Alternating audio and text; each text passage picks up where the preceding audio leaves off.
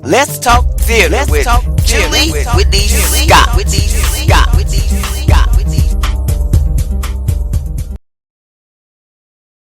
Hello and welcome to Let's Talk Theater. I'm your host, Julie Whitney Scott, and I am also the founder of the Columbus Black Theater Festival. And this year, we're bringing our 9th annual festival to the Abbey Theatre of Dublin, Ohio. And we have 11 great plays that I am so pleased to be able to present to our audience, not only here in Columbus, Ohio, but throughout the United States and outside of the United States. I have with me today to talk with you all about her play. And first, let me say this. This play is so relevant in today with what's going on and has been happening with so many of our Black mothers who have lost their sons to police brutality. And I'll go to say they have lost their sons through any kind of violence, but especially the mothers who have to deal with the aftermath of losing a son to a cop. Little harder to take sometimes because these are people that we pay to serve. These are people that we at times have told our young children, especially our young boys, to respect, look up to, do what they say. Don't cause any waves. Sometimes that's still not good enough. Sometimes we still lose our voice. I have Mildred Lewis with me today. Mildred Lewis wrote the play called My Days After, which I am so proud and just honored to be the director of. Not because I personally lost a son, but I have lost nephews. I have watched my son suffer from the loss of other friends, boys that were in my home when they were kids, boys that I picked up and took to football, basketball practices, slept in my home, ate my food, listened to me for wisdom and love, and have to deal with their mothers who lost their sons. So Mildred, first off, thank you so much. I'm so honored that you are with us, and I'm so honored that you took the time to write this piece. And what I would like for you to do is to tell our audience a little bit, because audience, you can go on Mind for God Production to see her bio and get information about her and other information. I want us on Let's Talk Theater to talk about this creative process. What made you, Mildred, decide to write this piece that touches and will touch so many Black mothers' hearts? Thank you so much. I'm so honored to be here. I was a Buckeye for 4 years, and I love the whole Ohio Black tradition. You know, going to the King District, visiting Lorraine when I was an undergrad, left me with a lot of memories. So thank you so much for having me. I wrote this piece because I think that we need to focus more on what Langston Hughes would call everyday Black people living everyday lives. This is not a woman whose son was going to become a hashtag. She doesn't have the media pull. She's not in a big city. And I wanted to think about what happens after the funeral, after whatever media has happened. How do we pick each other up and hold each other after that's happened? And I'm not discounting fathers here, but I wanted to focus specifically on moms. We've seen mother after mother in front of cameras. But I also wanted to think about those moms who don't get an opportunity to be in front of the camera. What do they go home to? What do they deal with? Where are the resources for them when they know that they're too often their sons and daughters who have been brutalized? And I'm not just talking about people who have been killed.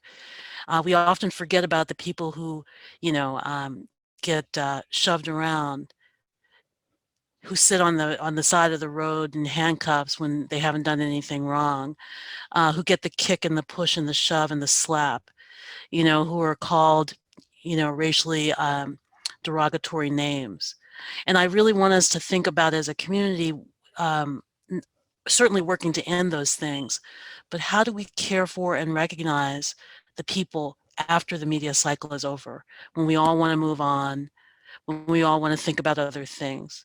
So that was really my motivation, was to write about an ordinary woman who gets caught up, who won't be in the headlines, and for us to think about her pain and what it is that we might do to help that person, that mom, that sister, that brother, that friend. That's really good, because that's what your piece does. It helps you look inside, and not only of what a person is going through, but how other people react sometimes thoughtlessly. The things that people can say sometimes to a grieving mother. And I'm glad you also brought in the father, because like you said, this piece, My Days After, covers the thoughts and the feelings of a mother.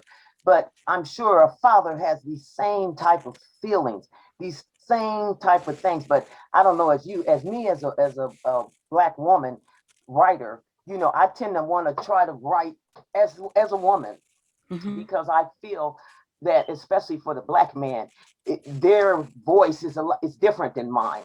I mean, we have some of the same goals and things, but their experience, like you said, the sitting on the curbs, the laying flat out on the streets, all the things that they have to go through, the humiliation of being pulled over, just that whole trauma that they have to deal with as Black men.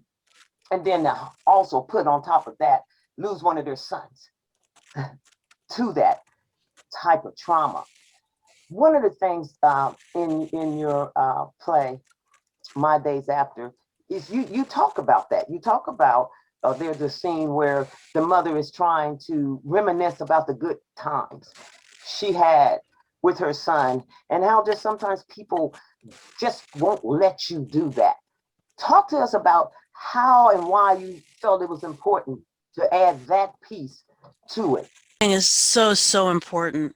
I think a lot about what it's like to be on that curb next to a Mercedes or next to a hoopty, and then to have to come home and have people expect that you'll behave like everything's just normal, that it's just another day, and that we put so much on each other, and without recognizing like what it takes to get through an average day. Um, And I think part of that answer has to be joy.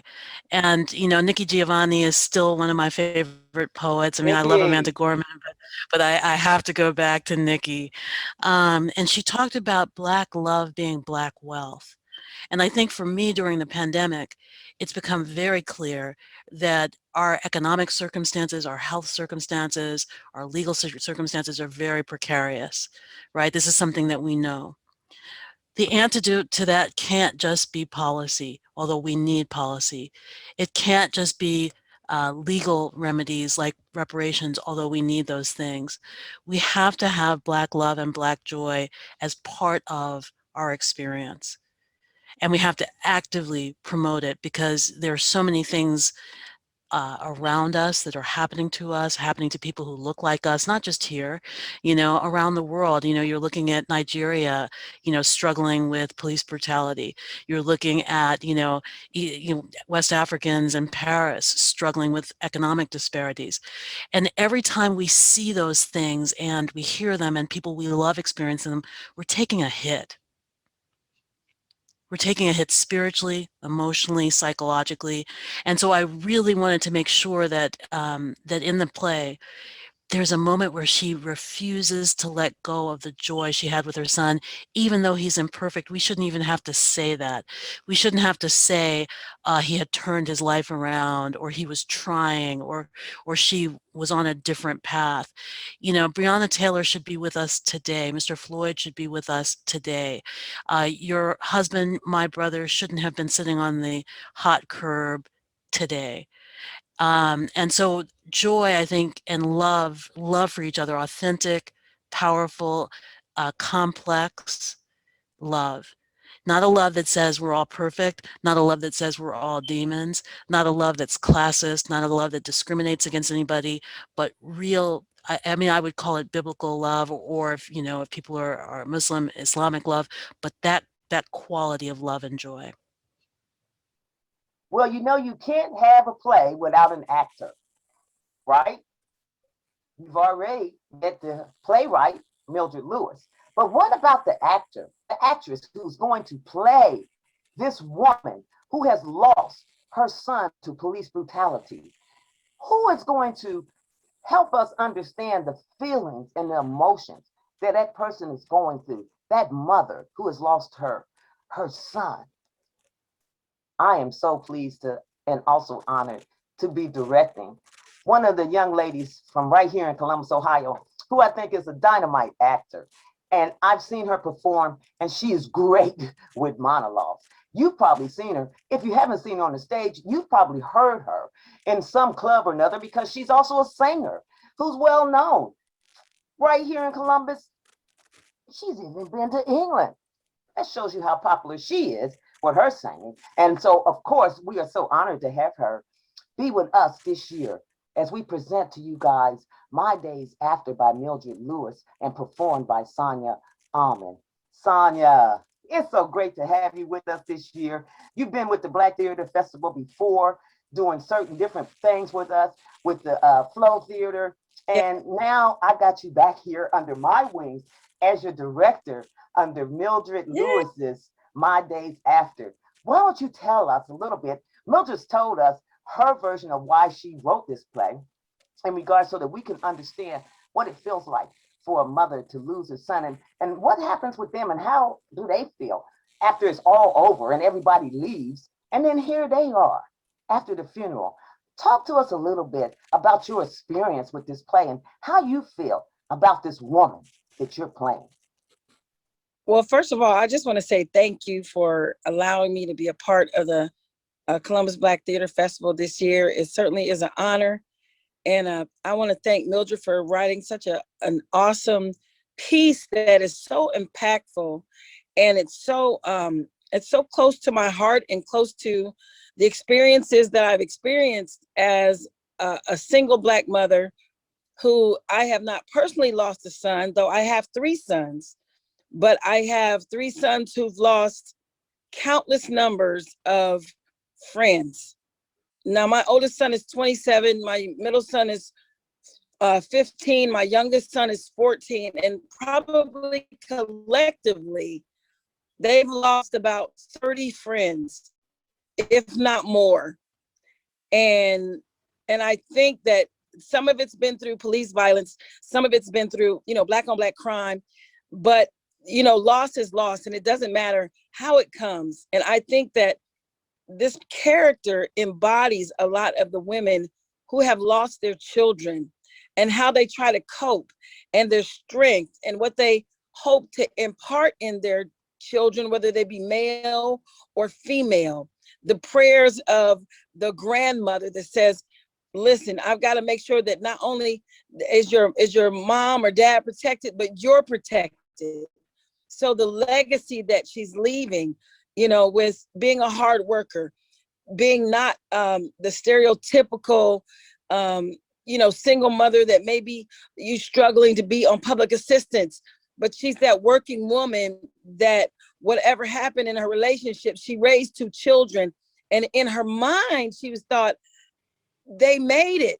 They got past the teenage years, the hard struggles, and we made it through. But unfortunately, her son was a victim. And I think she's learning to struggle through her own grief, continuing to be strong, continuing to have determination, continuing to show family what it means to go through the pain, and I just appreciate this strong piece that shows a strong Black mother standing in the gap for her family, which is what connected me to it, because I feel like I'm that woman. I've become that woman. At first I was that woman, but I didn't have the experience to undergird the feeling that I felt. But unfortunately, time and loss and experiences have made me be somewhat like MK Owens with the connection with the loss, but not like her, because fortunately my sons are still alive. But I agree with her with when one part she says, when she says our people see our boys as gangbangers, and she makes them real. Sam, Ahmad, and Antonio, she makes them, her son's friends become her boys. So it's no longer just those are your boys, but they're my children too. And it goes back to the old adage of the African proverb, it takes a village.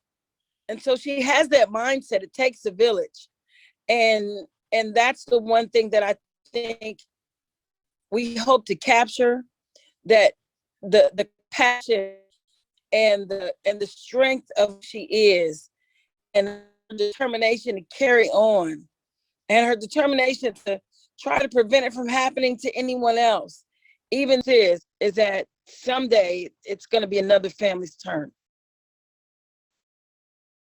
What I'm trying to do as a director, what you're doing as the actor, and what the playwright, you, Mildred, has written, with all three of us bringing in our experiences as Black women and mothers and aunts and friends and sisters, and and the extended families that we have, the kids that call you, hey mom, hey auntie, there's no blood relation at all, but just because of the connection that you have with these children through their youth, that they look at you as somebody that they can call family.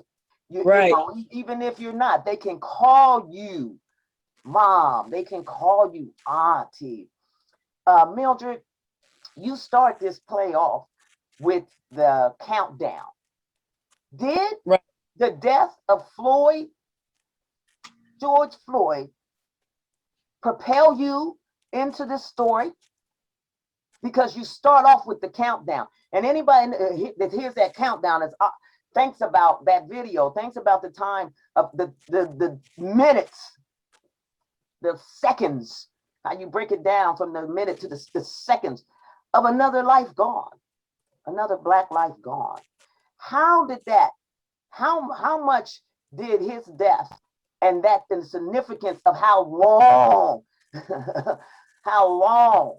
it took for him, the cop, to do it, and for us to see it, and that young girl to videotape it and be strong enough to stand there and say, I'm not going to turn it off. How much did that influence your writing, My Days After, if it influenced it at all? It had been so much in the news, it was definitely an influence, but I was thinking more about the moments that we lose. I was thinking about the minutes that Breonna Taylor was still alive and no one rendered aid. I was thinking about the way that Mike Brown in Ferguson lay bleeding out, still alive, with no one attempting to render aid. So I was thinking, really, I was influenced by Mr. Floyd, but I was also thinking about all those moments where people could have been saved, but the moments were allowed to just drift away and along with their lives and their spirits.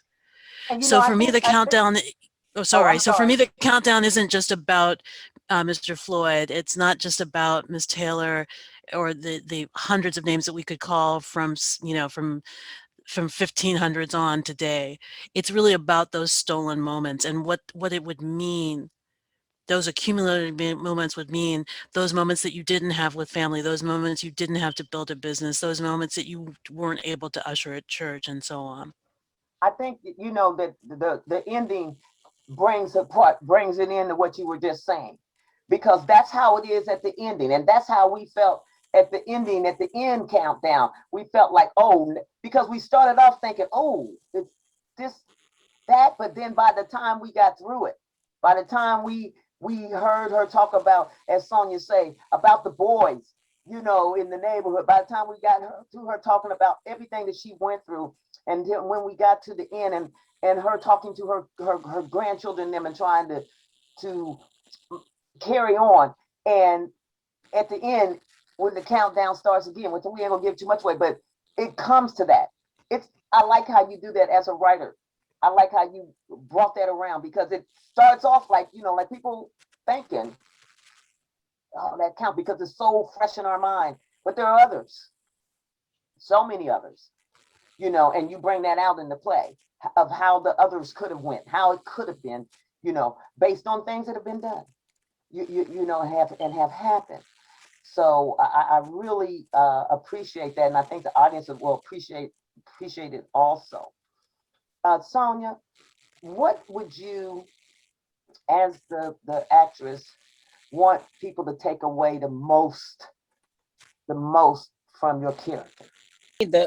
I think that the sense of family and community and the strong tie that she has to legacy, that how that is so important, that we stay connected to one another. It seems like it's like a subtlety that she put in there, but that for me, that's what stood out the most. That even though her son was gone, that she still felt a responsibility to say something about someone else's family, to find comfort for someone else's family, to find prevention for someone else's family, including her own. And that it's all about community and village. And what can I do? Because she could have made a different choice to just say, I'm gonna ball up and just not live anymore. But I thought it was very courageous of her to say, I'm going to live, and I'm gonna make sure that others live, and I'm gonna make sure that others don't forget. And the responsibility that we each have, and in her desire to keep her family safe and keeping other families safe too. Mildred, I want to ask you the same question. As the writer, what is it you want people to take away from My Days After? The thing I want people to always take away from my plays is, how can we uplift our people? How can we hold each other? How can we get each other over to the other side? Maybe you walk past that mother whose son is locked up, whose daughter was abused by the cops, a kid who saw a shooting at school, and you don't know what to say. But this play says you may not know what to say, but be there. At the minimum, be a witness. Because witnessing gives us the opportunity to make sure that the truth stays in play, right? That African Americans are human, we are vital, we are vibrant, we are contributors, we are imperfect, and we are beloved, right? If the media doesn't love us, we need to still love us. If whoever's in the White House and the State House doesn't love us, we still need to love us. And I think that has to be an overwhelming message. Again, it goes back to elevating Black love, which my favorite poet, Nikki Giovanni, says is Black wealth. You can't go wrong with Nikki. That's one of my favorites too. Nikki, Angela Davis, I got a whole list. But Nikki was, of course, from my generation, starter, Black Power. Well, I want to thank you, ladies, for being with me on Let's Talk Theater and talking about this wonderful play that I'm directing, that Sonia is performing, and that Mildred Lewis wrote. Yes. Mildred Lewis, playwright; Conia Almon, actress; Julie Whitney Scott, director of My Days After. Thank you so much. July the 9th through the 11th at the Abbey Theatre in Dublin, Ohio. Go to Mine for God Productions, that's the number 4, mineforgodproductions.com, so that you can get your ticket information. It's going to be live this year. Yay! We're back on the stage. I am so excited. But also, we're going to have one day of streaming, because we have playwrights from Australia and New Zealand. They just can't get here for that, okay? And I wouldn't want them or their fans to miss their production either. So we'll have one day of streaming, but 3 days of live performance at the Abbey Theatre this year, July the 9th through the 11th. And we hope to see you there. Thank you for joining me, Julie Whitney Scott, your producer and host of Let's Talk Theater, a Mind for God Productions sponsored event, heard only on WGRN LP 94.1. For the full video interview, go to my Julie Whitney Scott Facebook page.